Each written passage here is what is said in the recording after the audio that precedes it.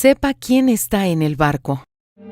Pero se levantó una gran tempestad de viento y echaba las olas en la barca, de tal manera que ya se anegaba. Y él estaba en la popa, durmiendo sobre un cabezal. Y le despertaron y le dijeron: «Maestro, ¿no tienes cuidado que perecemos?». Y levantándose reprendió al viento y dijo al mar: «Calla, enmudece». Y cesó el viento y se hizo grande bonanza. Y les dijo: «¿Por qué estáis ahí amedrentados? ¿Cómo no tenéis fe?». Marcos capítulo 4, versículos del 37 al 40. Cuando el barco de los discípulos los amenazaba con hundirse por la tempestad, ellos se desesperaron y pensaron que iban a morir. No se dieron cuenta de que el Señor Jesús estaba en el barco.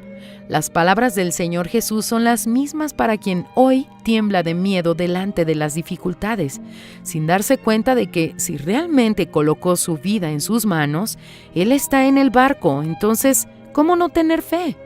No vea el tamaño de las olas ni el ruido del viento. No vea la desesperación de los demás, ni le preste atención a quien intenta colocar duda o miedo. Recuerde quién está en el barco.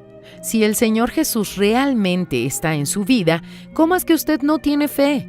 No se engañe. Si usted manifiesta miedo, duda o ansiedad, esas son señales claras de falta de fe. Reaccione contra ese sentimiento. Use la fe consciente. Si usted tiene alguna duda de la presencia del Señor Jesús en el barco, puede invitarlo a entrar inmediatamente. Invite al Señor Jesús a participar de esa situación angustiante. Invite al Señor Jesús a que esté a cargo de su vida.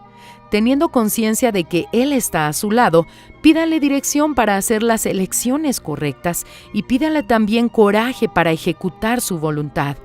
Cuando tenga la certeza de lo que debe ser hecho, actúe en esa fe. Así puede venir la tempestad que sea, usted siempre tendrá paz de espíritu para hacer lo que tenga que ser hecho. Jesús está en el barco. ¿Cómo no tener la plena confianza de la victoria?